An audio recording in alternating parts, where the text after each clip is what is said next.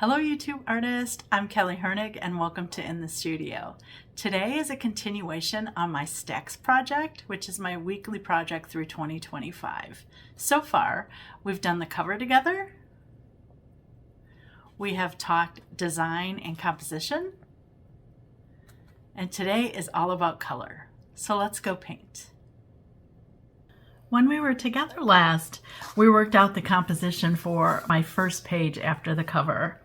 So we're going to go as far as this, but I want to share with you how I changed this. I made this a little taller, so I moved the actual pencil thing up. And remember, that was just a little piece of found wood that I had. And I made this a little shorter. And then on the tag, I made it a little wider. I wanted this tag wider. I didn't want them the same length because that creates almost a dotted effect. If you were to have, say, something like this and like this and like this, so it makes it all the same. We're going to talk color today because I want you to see how we're going to move the design. So here's my design. There's the circle. You can see how short the pencil is and then how big my box is. So the box is actually the start of the next stack. So we're going to go as far today as the leaf. When I was talking design and composition, I mentioned that I want it to go down and over. That's the line of design that I want to take. That's kind of the momentum, which means this up here needs to be discoverable, but not demand your attention. These are my Art to Basic handmade colors, and I'm going to be using this color and this color for the mushrooms. Notice that they're kind of gray. I want a little touch of pink, but they're going to be a lighter value. I'm using this hematite up here. I love the color hematite. So this hematite and the dark umber are going to be my leaf, which is down here at the end. So it's going to really demand your attention. And then for the circle, I want to go really dark with the caput mortuum because I want to drag your eye down whenever I can. The pencil is going to be a kind of yellowish color just because we have yellow in the first section here. And I want to make sure that it continues. I like to continue some of the color over so that it has a nice flow. If you just stop with like certain colors here and then do new colors here and then new colors here, what happens is you don't have that continuous harmony of colors. And I like to include that. So if I can include the feel of what is here and bring some of the colors forward, it just helps it tell the story a little differently. So I've got my little playful palette here, and I've got the colors that I'm using here on the tin. So I want to make sure that I've got them within reach. I'm going to start with the dark here because I need to see how dark I can go. And I know my caput mortuum color is quite dark, quite heavy. But I want to start out with a nice dark area here so that it really pulls your eye down.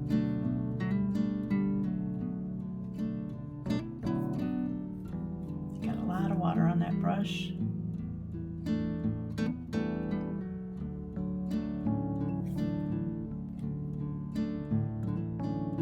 This page is a little different than working on this page because this is actually glued down to the board, so it doesn't have the flex.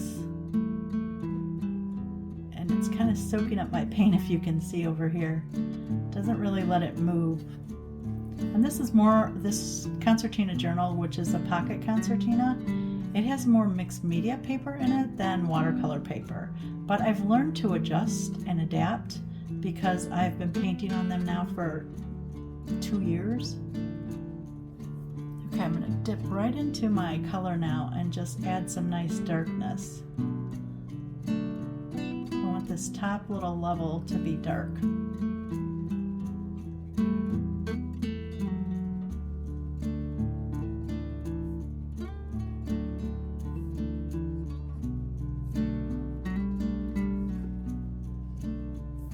You see how it instantly like just pulls you down, and that's because of the dark color. Had it been a lighter color, had I want the dark color there, it would have pulled your eye that way. Okay, I'm gonna add a little more water here. I've got 3 spaces and there's a little, I want to leave a little white line in between them. So I'm just going for different values of this caput mortuum.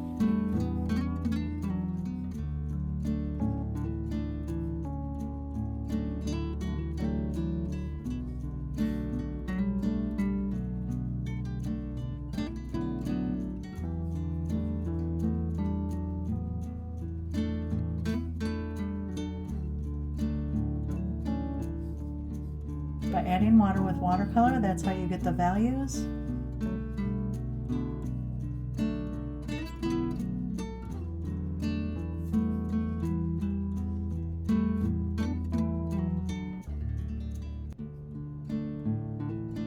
If you have masking fluid, I could have whited out the lines in the hole, but my masking fluid is out at the time.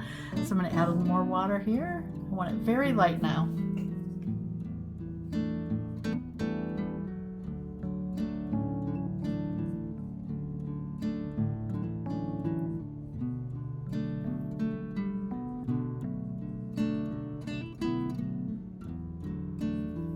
You can see I have a lot of water there. So what I'm going to do is just take my brush, blot it on paper towel so it's taking all the moisture out, and I'm just going to try to pick that up. There we go. By doing it in values, it gives you a little breather. So had I done this, all this dark, it would have been like a black hole, and I didn't want that. I wanted it to be dark to grab your attention and pull it so that when you read stacks, you stay down here, you don't go back up there. Had it been too dark though, I don't think we would have got the movement. From there, I want to do the lightest area, because the lightest area now will set us up for what these next values can be. Remember, I want your eye to barely go there. This is a light gray, and then I've got a light pink to go into it. I want there to be a little pink next to the leaf here. So on this side of this big mushroom, that's where I'll add the pink, so it's kind of a continuation from there to there. I'm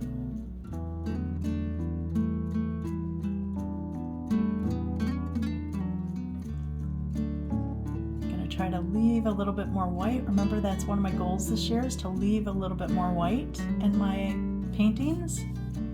Pick up a little of that pink.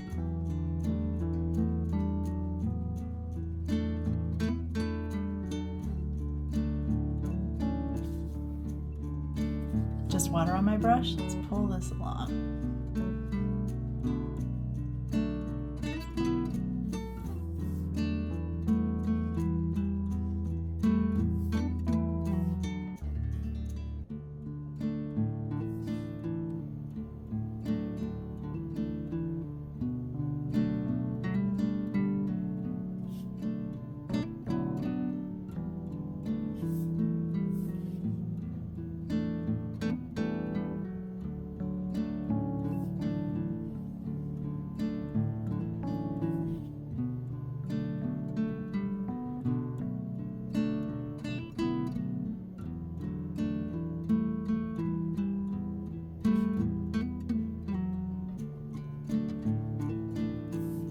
Touch just a bit of pink in there too, on the stem here. And then this one I want to go very light. So let's go light gray, and I'm going to have the pink down here towards the tip.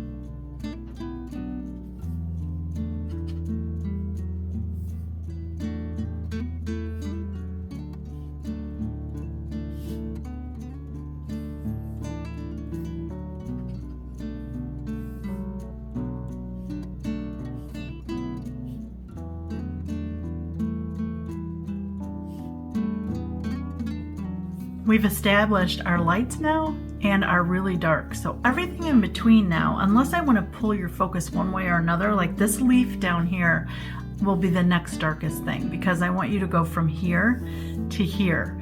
I don't really want you moving up there. So when I go to put a color here, it needs to be darker than up there. I'm going to use the card of the yellow here. Okay, I've got this color. This is just like a neutrally brown. That's what I want the pencil to be made out of.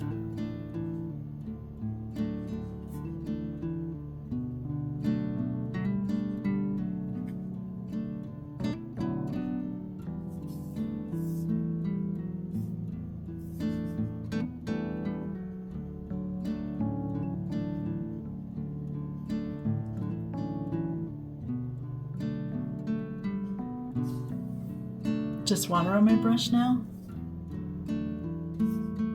Create just a little lighter value, just pulling some of that paint up. Where those mushrooms sit, I want to make sure that I add a little shadow under there. I'm going to add just a little bit of this caput mortuum here so it looks like it touches. There we go.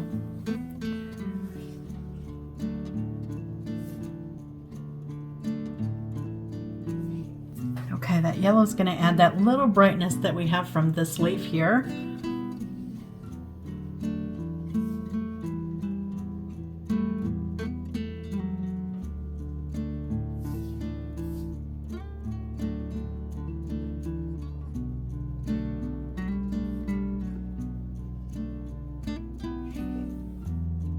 A little bit of water. Let's just touch some water up there. Pull that color up. Going into this gray now, and I want to make it just a little darker here under the cap. And into this one.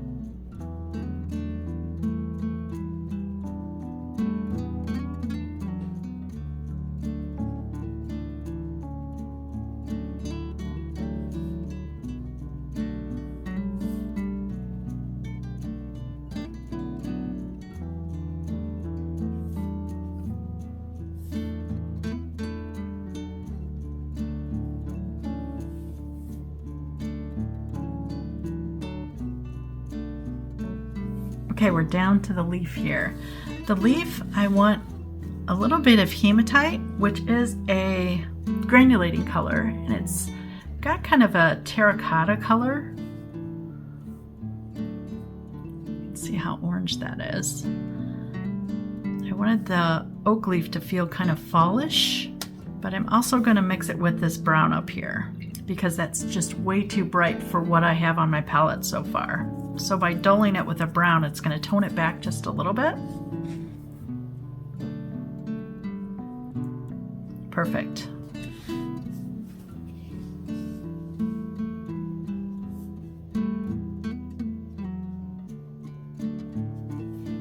Now you see instantly, right, that just pulls your eye right over to that darkness, and that's exactly what I wanted.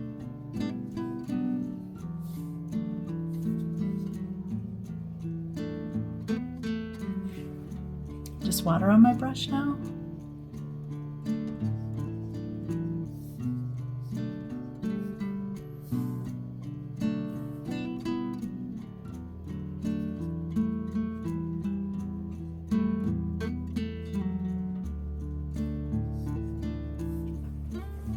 I've got that pretty heavy. I'm going to just take a paper towel and blot, just lift it up.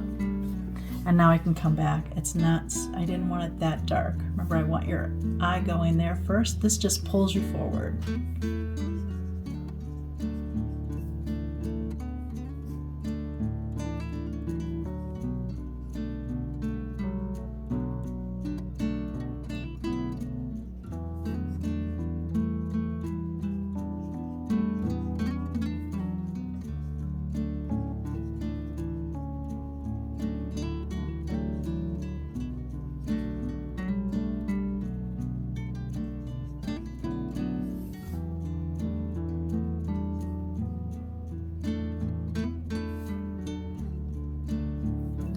Take some of that orange, strip some over here.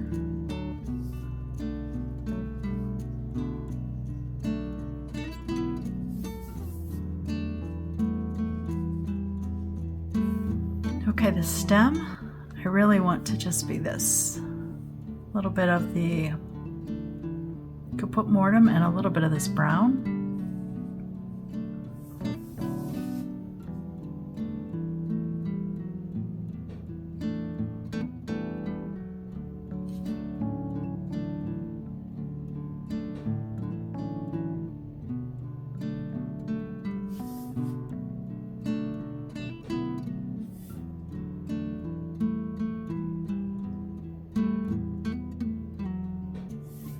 See how I brought that color on up so that it kind of follows through.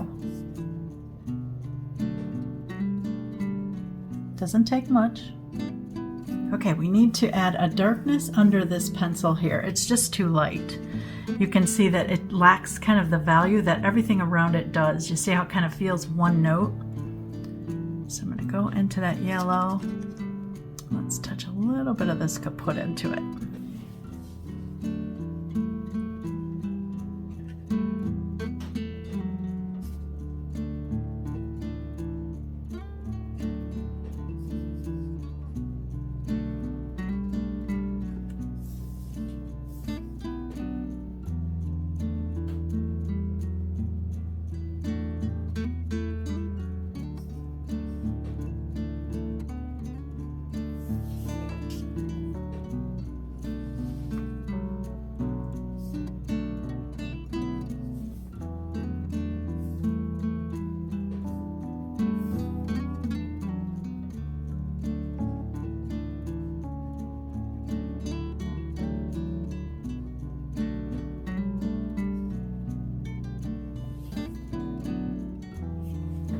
Okay, that's much better. See how it's got that richness now?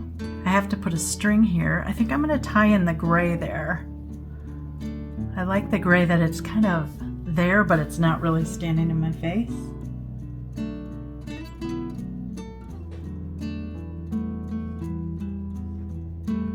This is my first week following my cover. I'm so excited to have that.